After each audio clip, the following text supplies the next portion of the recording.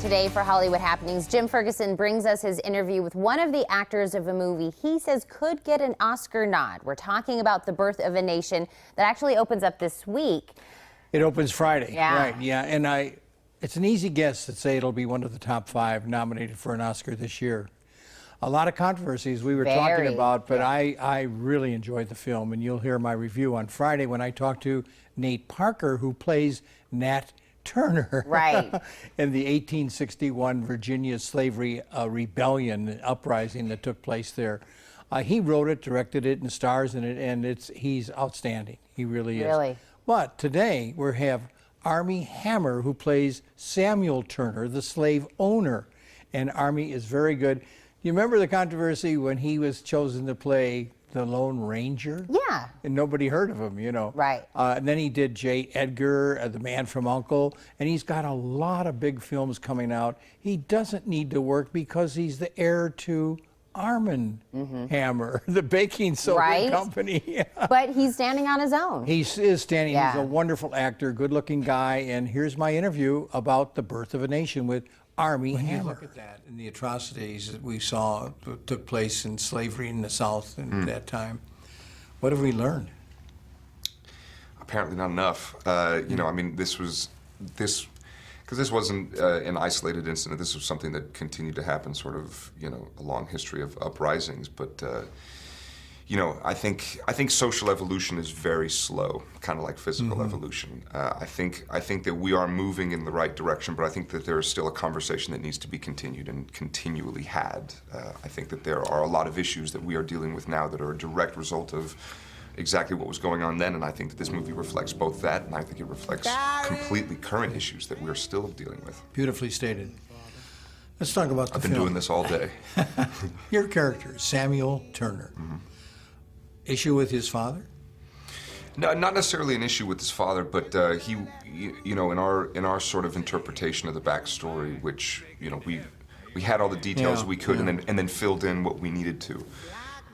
Is that he was sent away to go to school at a young age, and then when his father got sick and the plantation started to suffer, he had to be brought back to sort of take over the family business.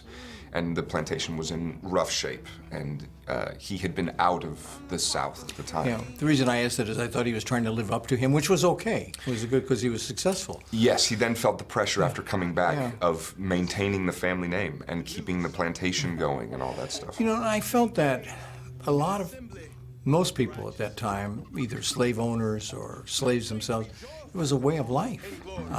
They didn't see it any other way. Would you agree with that?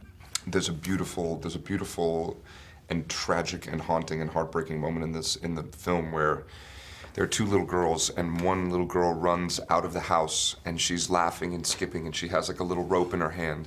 And as she comes out, you see that the end of the rope is attached around the neck of a little slave girl. And the little slave girl is laughing and skipping and playing too. And they're just having fun together. Yeah. And it's a game. It's just a game, and you see in that moment that this is something that is so ingrained and a system that is so deeply embedded in these people, but a system that is broken and so flawed, and ultimately a system that corrupted and destroyed everything it touched. Right. I thought that Samuel Turner recognized the intelligence and admired Nat Turner. Absolutely. Absolutely. Well, I mean, because Samuel was sent away at a young age, he left close to the time where he still remembered playing with Nat at a young age. So when he came back, it was more of a buddy relationship. Right. And then he was told, "Oh, Nat's yours now." He goes, "Oh, Nat's here?" He goes, "No, Nat's your property now." But they wanted to be like brothers. Yeah. I mean, ultimately they were, and historically this is correct for the Turner plantation. They had a very sort of lackadaisical approach. Slaves were allowed to just come into the house. They taught their slaves to read, which at the time was very progressive. Yeah. Wow. Armie Hammer does a great job as Samuel Turner in The Birth of a Nation. And Friday we have Mr. Nat Parker, who plays Nate Turner. It gets a little confusing there, but Nate, right. And of course he wrote it, directed it, and stars in it, and I highly recommend it.